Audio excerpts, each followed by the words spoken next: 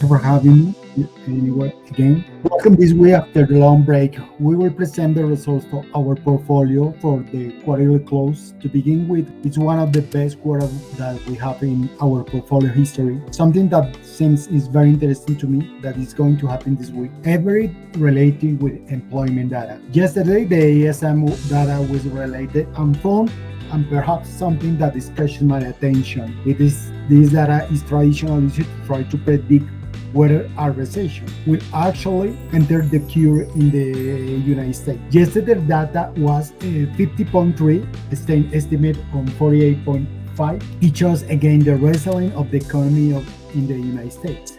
Behavior seems that they begin to trend towards positive levels.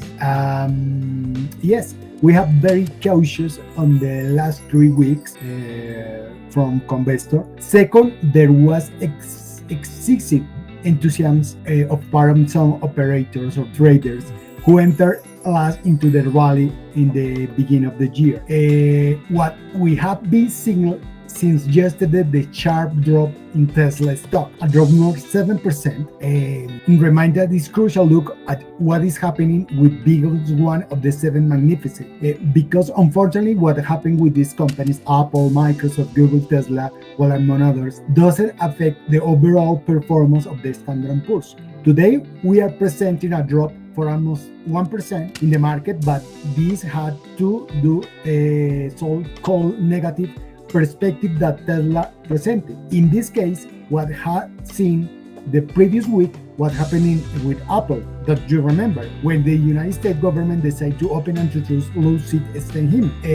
We are beginning to see that shopping market, where we observed 3 weeks ago, is gaining strength, and unfortunately, it's gaining strength of the negative side. Well, what is happening with Tesla in this moment? Has been around while now. BYD is a solid competitor of Tesla and has greater demand for its vehicles. Additionally, we have Tesla that is not producing to extend or expect speed.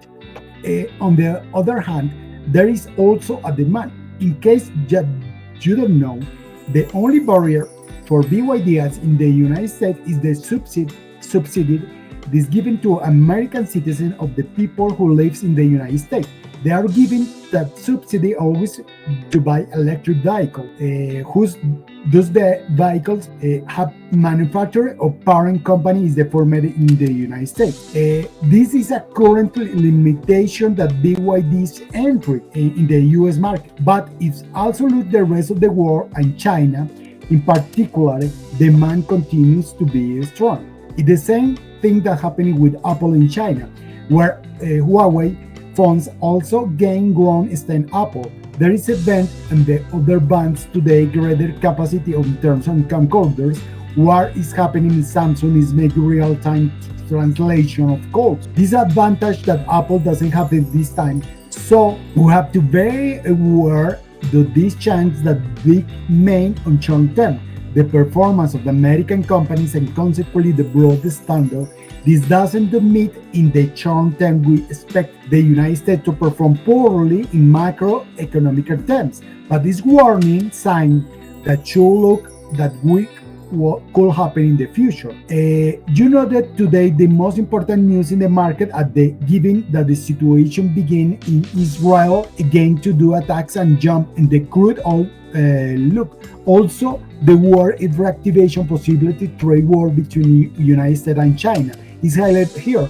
So we can dive the environment into parts. In the short-term environment, we're seeing an impact in the stock market that is supported and the short-term driver, which is two directly the most important stocks. In the United States, Apple, Tesla, and maybe Google, Amazon, etc. That is happening consistent generating noise in the market. The first essential data this week will be JOLTS report that it shows the significant jump that these open jobs in the United States in COVID crisis and reach almost 12 million people looking for employment. But look at see the return in macroeconomic. We have situation of the employment that the new jobs are being generated. Let's see the progress. Was over near to 7 million, but the trend is not clear right now. So I don't want to be negative yet, but to draw attention that the current data is simply those current data can be changed, and perhaps we are only talking about two companies. They have seen that happen in the rest of the result. These non-corporate results, this very preliminary, maybe pay attention this week. We don't have relevant companies yet. But let's see what happened in then. When you see the fear and greed index pointing like CNN, from yesterday to today, it falls to 72 to 59%, and the VIX as well was favorable between 30-40 points, but today they jumps above 50 points. It's also reflect like, let's say, maybe cause an explosion of volatility. Do you understand? Again, the explosion of volatility doesn't make very directly related with the long term. It's just because of this scenario in the short term scenario. Let's see what happened in the portfolio this month. The last month, February, we returned 3.6%. The total return of this year is 12.98, compared with 9.94 of S&P. And today we are positioned. We have around 40% in cash. We have the biggest one position in Exxon, like here, and our position is 29%. When we go to the technical analysis, first look at between 300 and 250.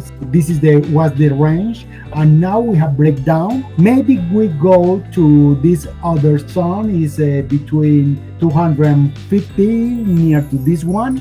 But the real trouble is if we see escalation in the Israel, in the Middle East situation in Israel.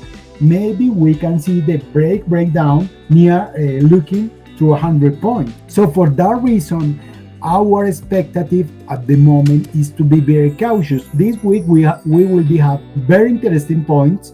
Tomorrow, Jeremy Powell will be speak about the situation, economic growth, etc. This week we have unemployment, jobs claim, non-farm payrolls, and as well we have to pay attention, cash attention about all the situation around the Middle East. So for that reason, we recommend to be very cautious to take a long position. Maybe we have to wait this week what happened with the Israel situation and everything. Just remember, we have near to 48% compared with the 34 of the S&P. Please read the disclosure. Thanks for your time. Thanks for having me. Have a nice week. The webinar has ended.